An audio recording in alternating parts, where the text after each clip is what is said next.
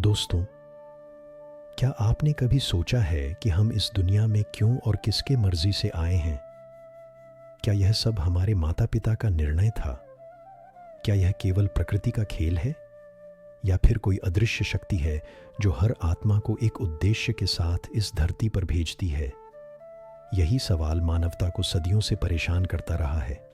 अगर हम धर्मों की ओर देखें तो लगभग हर धर्म यही कहता है कि इंसान केवल माता पिता की इच्छा से नहीं, बल्कि ईश्वर की मर्जी से जन्म लेता है। हिंदू धर्म में माना जाता है कि आत्मा अमर है और हर जन्म पिछले जन्म के कर्मों के आधार पर मिलता है। गीता में भगवान श्री कृष्ण कहते हैं, देह नश्वर है, आत्मा अमर है, यानी हमारा आना जाना केवल ईश्वर की योजना का हिस्सा है। इस्लाम में कुरान कहता है कि अल्लाह ही जीवन देता है और वही जीवन लेता है। हमारा जन्म, जीवन और मृत्यु सब अल्लाह पाक की लिखी हुई तकदीर का हिस्सा है, यानी हम अल्लाह पाक की मर्जी से ही इस दुनिया में आते हैं। ईसाई धर्म में भी यही मान्यता है कि परमपिता परमेश्वर ही हर आत्मा को जीवन देता है। बौद्ध धर्म कहता है कि जन्म पुनर्जन्म का चक्र है और यह हमारे कर्मों पर आधारित है, यानी आत्मा तब तक जन्म लेती रहती है जब तक वह मोक्ष या निर्वाण न पाले। इस दृष्टिकोण से देखें तो हमारा जन्म केवल जैविक प्रक्रिया नहीं है, बल्कि यह ब्रह्मांडीय नियम और ईश्वर की मर्जी का परिणाम है। अब यदि विज्ञान की बात करें तो वह जन्म को माता पिता के निर्णय और जैविक प्रक्रिया से जोड़ता है। जब शुक्राणु और अंडाणु आपस में मिलते हैं तो जीवन की शुरुआत होती है। बच्चा मां के गर्भ में 9 महीने तक पलता है और फिर जन्म लेता है। विज्ञान कहता है कि यह सब प्रकृति के नियम और जैविक तंत्र का हिस्सा है। इसमें कोई अलौकिक शक्ति नहीं, बल्कि जीन और डीएनए की संरचना होती है जो हमें बनाती है।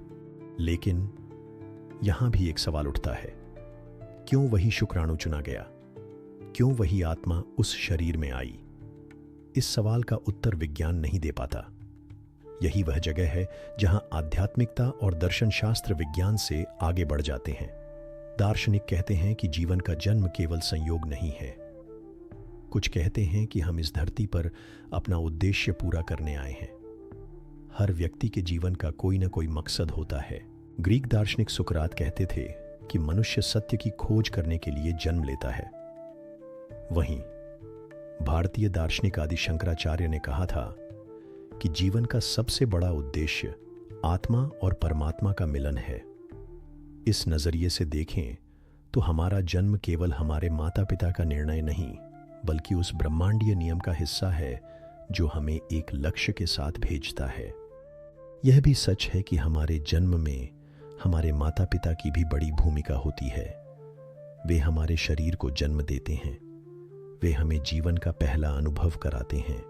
लेकिन क्या केवल माता पिता के चाहने से ही हर बच्चा जन्म लेता है? कितनी बार माता पिता लाख कोशिश करते हैं पर संतान नहीं हो पाती, और कभी-कभी बिना योजना के भी संतान आ जाती है। यहीं से यह साफ हो जाता है कि केवल इंसान की इच्छा से जीवन नहीं आता।